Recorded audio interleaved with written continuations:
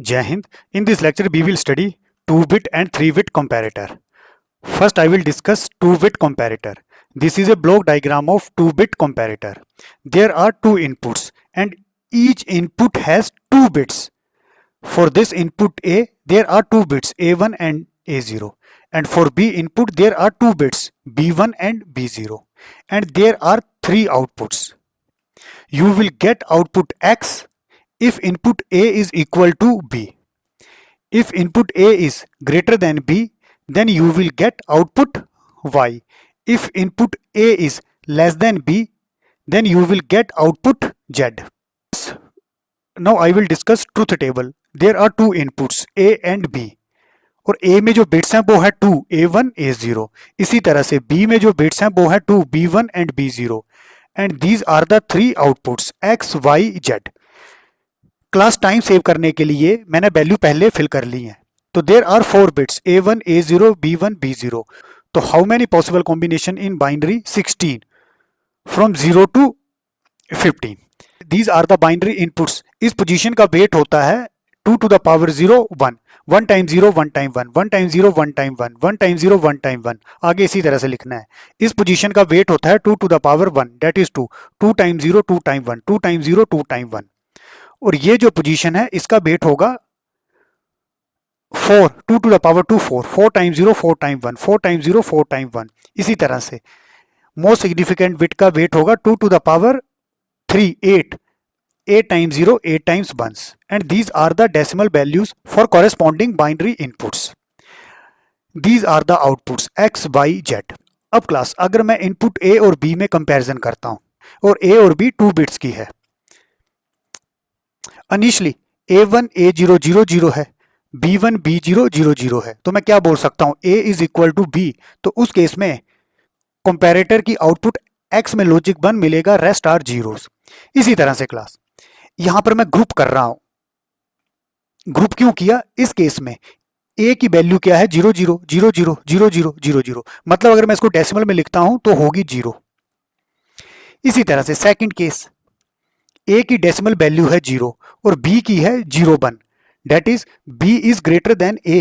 तो उस केस में B greater than A, Z में आउटपुट 1 मिली, रेस्ट केसेस में आउटपुट 0 मिली. इसी तरह से क्लास यहां पर A की डेसिमल वैल्यू है 0. अगेन B की डेसिमल वैल्यू क्या है? 1 0 को डेसिमल में लिखते हैं 2. तो 2 इज ग्रेटर देन 0. तो simply B is greater than 1. Again Z में आउटपुट 1 मिला, रेस्ट आर 0. इस केस में अगेन A की वैल्यू है 0 0, B की वैल्यू है 1 1. That is 3 3 is greater than 0.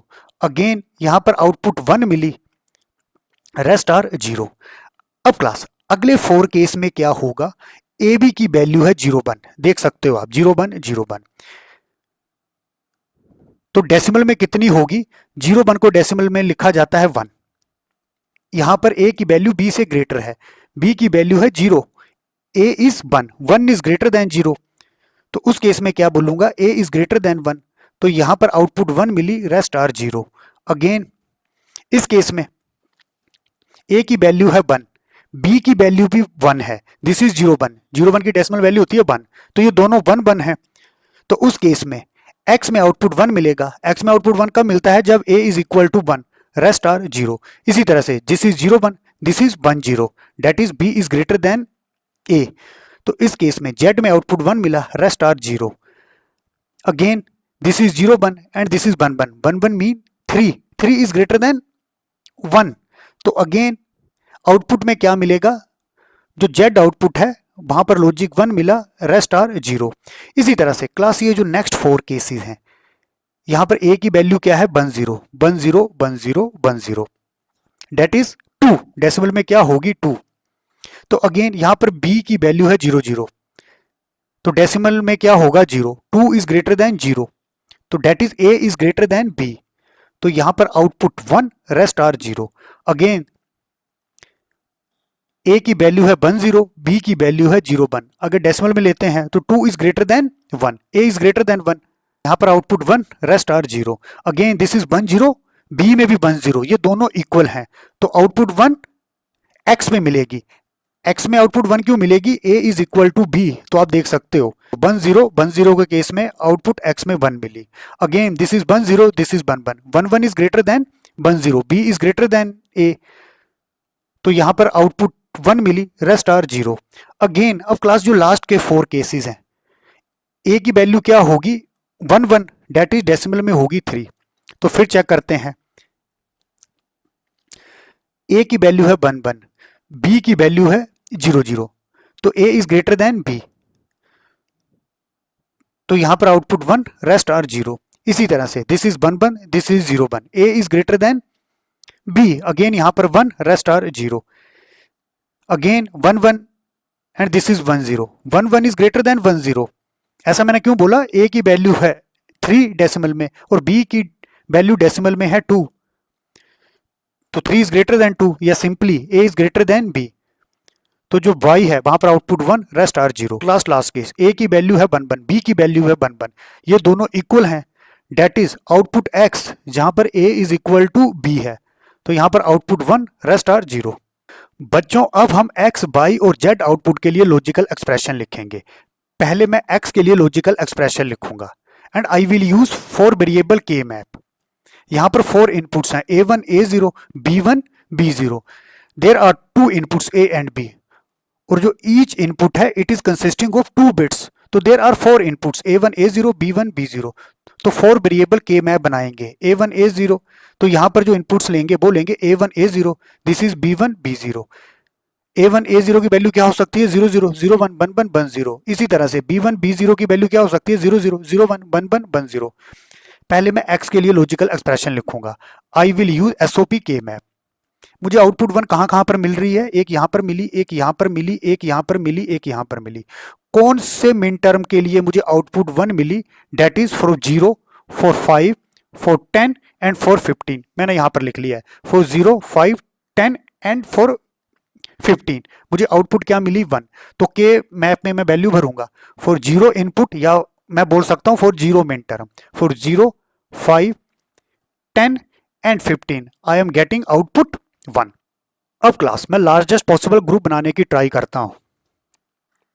यहां पर कोई पेयर नहीं बनेगा, इस वन को सिंगल लेना पड़ेगा, इसी तरह से इस वन को भी सिंगल, इस वन को भी सिंगल, इस वन को भी single.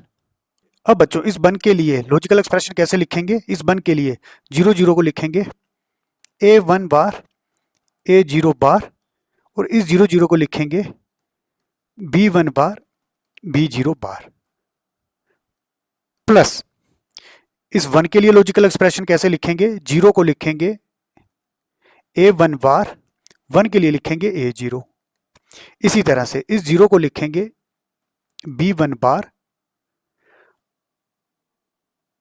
Again for this one b0, plus इस 1 के लिए a1 a0, और for this one b1 b0, plus इस 1 के लिए लिखेंगे, 1 को लिखेंगे a1, 0 को लिखेंगे a0 bar, again for this one b1 and for this 0 b0 bar. Now I will write logical expression for this by output. Again 4 variable के map use करेंगे। अगेन तो मुझे आउटपुट 1 कहां पर मिल रही है, एक यहां पर मिली, एक यहां पर मिली, एक यहां पर मिली, एक यहां पर, यहां पर, यहां पर। कॉरेस्पॉन्डिंग जो मिन टर्म होंगे, इस 1 के लिए 4, इस 1 के लिए 8, इस 1 के लिए 9, मैं यहां पर वैल्यू लिख चुका हूं 4 8 9 12 13 14। अब क्लास वैल्यू पुट करते हैं। 4 मिन टर्म के लिए आउटपुट 1, 8 के लिए आउटपुट 1, 9 के लिए, 12 के लिए, 13 के लिए एंड 14 के लिए। अब बच्चों लार्जेस्ट पॉसिबल ग्रुप बनाने की ट्राई करते हैं। ये 4 बन क्या बनाएंगे आपस में क्वाड, इसी तरह से ये 1 इस 1 के साथ बनाएगा पेयर। अगेन ये 2 1 भी आपस में पेयर बनाएंगे, तो ए क्वाड 2 पेयर बने। पहले मैं क्वाड के लिए लॉजिकल एक्सप्रेशन लिखूंगा। इस क्वाड के लिए 1 1 कांस्टेंट है, डेट इज a1। इसी तरह से इस क्वाड के लिए यहां जो कांस्टेंट है वो है 0, that is b1 bar, plus अब बच्चों मैं स्पेयर के लिए आंसर लिखूंगा। स्पेयर के लिए B1 B0 की वैल्यू है 0 0, तो इसको कैसे लिखेंगे? B1 बार B0 बार। इसी तरह से स्पेयर के लिए ये वन कांस्टेंट है, जो चेंज होता है उसको नहीं लिखते, ये वन कांस्टेंट है, that is A0 bar. Plus स्पेयर के लिए आंसर लिखते हैं जो ये पेयर है। इस पेयर के लिए वन वन कांस्टेंट है, डेट इज A1 A0, और इस पेयर में जो कांस्टेंट है वो है ये 0, डेट इज B0 बार। तो this is logical expression for Y when input A is greater than B। बच्चों यहां पर मैं गलती कर गया हूं, बच्चों स्पेयर के लिए मैं गलती कर गया हूं। स्पेयर के लिए ये वन वन कांस्टेंट है और वन वन को क्या लिखते हैं? A0, तो यहां पर ये बार नहीं आएगा, ये मैंने मिस्टेक कर दी है, बाकी ठीक है। अब बच्चों ये जो आउटपुट है, ये आउटपुट 1 का मिलेगी जब A is less than B। इसके लिए मैं लॉजिकल एक्सप्रेशन लिखूंगा। तो here I am getting output 1, और ऑलरेडी जिन इनपुट्स के लिए आउटपुट 1 मिल रही है ऑलरेडी मैं यहां पर लिख चुका हूं। तो for min term 1 2 3 6 7 11 I am getting output 1। अब 1 के लिए लार्जेस्ट पॉसिबल ग्रुप बनाते हैं। ये 4 1 आपस में मिलके बनाएंगे क्वाड। इस क्वाड के लिए आंसर कैसे लिखेंगे? यहां पर 0 to 0 कांस्टेंट है, this is A1 bar. Again यहां पर जो कांस्टेंट है वो है 1 1, 1 1 को क्या लिखेंगे? B1 प्लस क्लास ये जो 1 है इस 1 के साथ पेयर बनाएगा। इसके लिए आंसर लिखते हैं, इस पेयर के लिए 0 0 कांस्टेंट है, that is A1 bar A0 बार, और इस पेयर के लिए ये 1 1 कांस्टेंट है और इसको क्या लिखेंगे? B0 प्लस ये 1, ये क्या बनाएगा? इस 1 के साथ पेयर बनाएगा। तो इस पेयर के लिए 0 to 1 चेंज हो रहा है, इसको नहीं लिखते। 0 to 0 कांस्टेंट है, तो जो कांस्टेंट है उसको लिखते हैं A0 बार, 0 है। अगेन इस पेयर के लिए 1 1 कांस्टेंट है, that is B1 B0। This is a logical expression for Z when A is less than B। There is another method in which you can write logical expression for X by Z। अब class X में output high कब मिलती? जब A B के equal रहता, मतलब input A B के equal रहती। इनपुट A B के इक्वल कब रहती? जब ये जो बिट थी A1 B1 के इक्वल रहती, that is A1 is equal to B1 and, और साथ में ये दोनों बिट भी सेम होनी चाहिए थी। उस केस में A B के इक्वल रहता, that is A0 is equal to B0। अब बच्चों X में आउटपुट 1 कब मिलनी थी? जब A1 B1 के इक्वल रहता और A0 B0 के इक्वल रहता। ऐसा कौन सा लॉजिक गेट है जिसकी जब दो इनपुट सेम होती हैं आउटपुट 1 मिलती है? वो होता है एक्सनोर।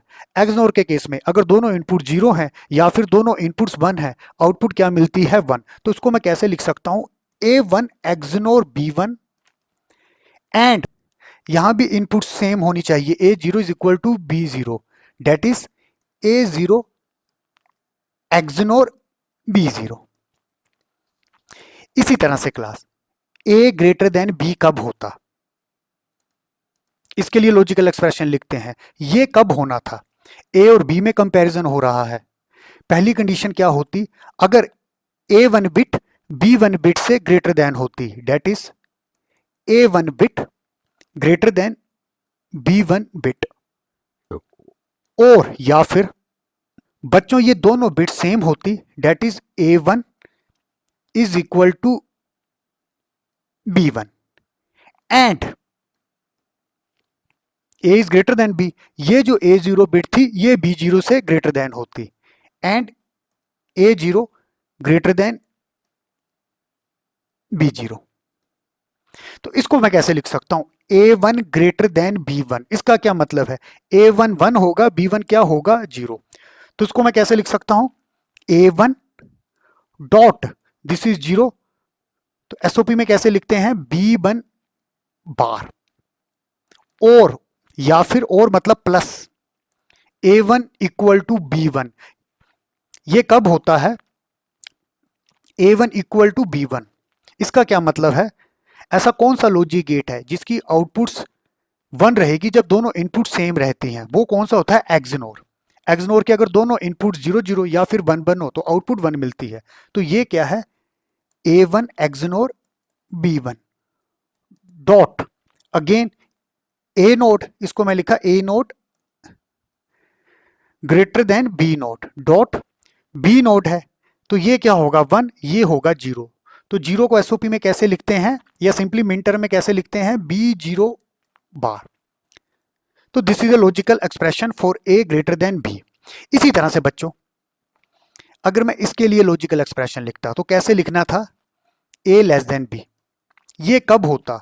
अगर A1 B1 से छोटा होता, that is A1 less than B1, और या फिर ये दोनों इक्वल होते, A1 इक्वल टू B1, और साथ में एंड ये जो B नोट है ये A नोट से ग्रेटर देन होता, तब B A से बड़ा होना था। दैट इज मैं इस तरह से लिख रहा हूं, A note less than B note. अब बच्चों A note less than B1 कैसे लिखूंगा मैं? A1 छोटा है तो that is A1 bar. A1 0 होगा, B1 क्या होगा? 1, B1 और plus A1 equal to B1, इसको कैसे लिख सकते हैं? A एक्सनोर B1 एंड या साथ में B0 greater than A note. तो B0 A नोट से ग्रेटर देन है तो यहां पर क्या आना था? A0 बार। बार क्यों लिखा? ये 1 होगा, ये 0 होगा, तो एसओपी में 0 को कैसे लिखते हैं? A0 bar and this is B0। These are the another logical expression for 2-bit comparator। अगर A इक्वल टू B तो लॉजिकल एक्सप्रेशन ये होगा, अगर A ग्रेटर देन B तो लॉजिकल एक्सप्रेशन ये होगा, अगर A लेस देन B तो लॉजिकल एक्सप्रेशन ये होगा। इसी तरह से बच्चों अगर 3-बिट कंपैरेटर देखते, यहां पर 2 इनपुट्स हैं, एक इनपुट में कितनी बिट्स हैं? 3, A2 A1 A नोट। इसी तरह से यहां पर B2 B1 B0। Output X का मिलती A equal to B, Y का मिलती A greater than B, Z का मिलती A लेस देन B। तो यहां पर मैं इनपुट्स लिख रहा हूं A और B। हर एक की 3 बिट्स हैं, A2 A1 A0, B की भी 3 बिट्स हैं। अब बच्चों आउटपुट X का मिलती जब A इक्वल टू B होता, वो कब होता? अगर A2 बिट B2 बिट के इक्वल रहती, that is A2 equal to B2, और साथ में ये दोनों भी इक्वल रहते, A1 is equal to B1 और साथ में A0 is equal to B0। तो इसको कैसे लिख सकते हैं? आउटपुट 1 का मिलेगी जब दोनों इनपुट्स सेम रहती हैं, वो केवल एक्सनोर के केस में होता है। तो this is A2 XNOR B2 dot A1 XNOR B1। ये जो डॉट है ये एंड ऑपरेशन बता रहा है, मतलब ये essential dot A0 XNOR B0। अब बच्चों सेकंड केस क्या है? इसके लिए लॉजिकल एक्सप्रेशन लिखेंगे। डायरेक्ट कैसे लिख सकते हैं? जब A ग्रेटर देन B होगा। वो कैसे हो सकता है? यहां पर 3 बिट्स हैं। पहली कंडीशन क्या हो सकती है? ये जो बिट है A2 ग्रेटर देन B2, मैंने यहां लिख दिया है A2 ग्रेटर देन B2, और या फिर ये दोनों इक्वल रहते, तो उस केस में A1 ग्रेटर देन B1 रहता, दैट इज ये दोनों equal A1 greater than B1, और या फिर A2 B2 के इक्वल है, that is this one. A1 bit भी B1 बिट के इक्वल है, दैट इज दिस वन, और ये जो A0 है ये B0 से ग्रेटर है। तो कैसे लिखेंगे? A2 ग्रेटर देन B2, मतलब ये 1 होगा, ये 0 होगा, that is A2 dot B2 बार, और है प्लस आगे है A2 is equal to B2, that is A2 XNOR B2। आगे है A1 greater than B1, that is A1 B1 कैसे लिखेंगे? B1 बार, और प्लस बच्चों A2 is equal to B2, that is A2 XNOR B2। अगला क्या है? A1 एक्सनोर B1, और लास्ट में है A1 greater than B1, that is A1 into B0 बार। तो this is logical expression for by if A is greater than B। और third logical expression क्या है? If A is less than B। ये कब हो सकता है? अगर ये थर्ड बिट B2 से कम होती है, A2 लेस देन B2, या फिर ये दोनों इक्वल रहती हैं, A2 is equal to B2, A1 B1 से कम होती, मैंने यहां पर लिख दिया है, और या फिर ये इसके इक्वल रहती है, इसके इक्वल रहती, और A0 less than B0, that is A0 less than B0। तो बच्चों इसको कैसे लिखेंगे? A2 लेस देन B2 मतलब मैं क्या लिखूंगा इसको, A2 bar B2, B2 is greater then A2, और प्लस ये दोनों इक्वल हैं, इसको कैसे लिखेंगे, A2 XNOR B2। Again A1 less than B1, तो यहां पर क्या आएगा, A1 बार इंटू B1, और plus A2 XNOR B2, A1 XNOR B1, या फिर B0 ग्रेटर देन A0, तो यहां पर क्या आएगा, A0 बार B1, B0 सॉरी। आपको मैं याद करने की ट्रिक बताता हूं, आपको एक याद करना पड़ेगा, दूसरा आप लिख सकते हो। जैसे यहाँ A2 है, यहाँ A2 का बार ले लिया है, BT यहाँ पर B2 बार है, B2 को लिखा, ये दोनों सेम है। यहाँ पर A1 है, यहाँ पर A1 का बार ले लिया है, यहाँ पर B1 बार है, यहाँ पर B1 लिखा है, ये सेम दोनों के लिए, ये दोनों के लिए सेम। यहाँ पर A1 तो नीचे बार लिखा है, यहाँ पर B0 का बार है तो नीचे B0 लिखा है। इसी तरह से क्लास आप 4 बिट के लिए भी एक्सप्रेशन लिख सकते हो। अब बच्चों, अगर मेरे पास n बिट कंपैरेटर है, n बिट का क्या मतलब, दो इनपुट्स हैं, A के लिए n बिट्स यूज कर रहे हैं, B के लिए n बिट्स यूज कर रहे हैं। In n bit total number of equal combination, equal combination का क्या मतलब, जिसमें A is equal to B होता है, that is 2 to the power n। In n bit total number of greater और लेसर, ग्रेटर और लेसर का क्या मतलब है, A ग्रेटर देन B या फिर A लेस देन B। वो टोटल कंडीशन कितनी होती हैं, उसका एक्सप्रेशन ये है। एक एग्जांपल से देखते हैं, जैसे हमने फर्स्ट में किया था 2 बिट, 2 बिट के लिए टोटल केसेस कितने बने थे, इनपुट्स के लिए 16। 2 बिट में क्या था, A के लिए 2 बिट यूज कर रहे थे, B के लिए भी 2 बिट यूज कर रहे थे, तो टोटल इनपुट्स के कॉम्बिनेशन बने थे 16। तो उस केस में इक्वल कॉम्बिनेशन कितने बने थे, A is equal to B, वो कितने थे, 2 to the power n, n की वैल्यू है 2, हम 2 बिट ले रहे हैं, 2 टू द पावर 2 4। तो 4 कॉम्बिनेशन वो थे जहां A is equal to B था। इसी तरह से ग्रेटर और लेसर कितने थे, 2 to the power 2n, n को 2 लेता हूं, 2 टू द पावर 4, n को ले रहे हैं 2, divide by 2, 2 to the power 4 16, 2 to the power 4 4 upon 2, 16 minus 4 12 upon 2 6। तो क्लास मैं क्या बोलूंगा, 6 केस कौन से हैं जिसमें A ग्रेटर देन B है और जिसमें A लेस देन B है।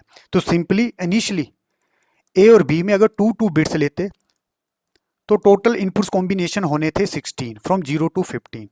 इन 16 कॉम्बिनेशन में 4 कॉम्बिनेशन के लिए A is equal to B होना था, और 6 कॉम्बिनेशन के लिए A ग्रेटर देन B, और 6 कॉम्बिनेशन के लिए A लेस देन B।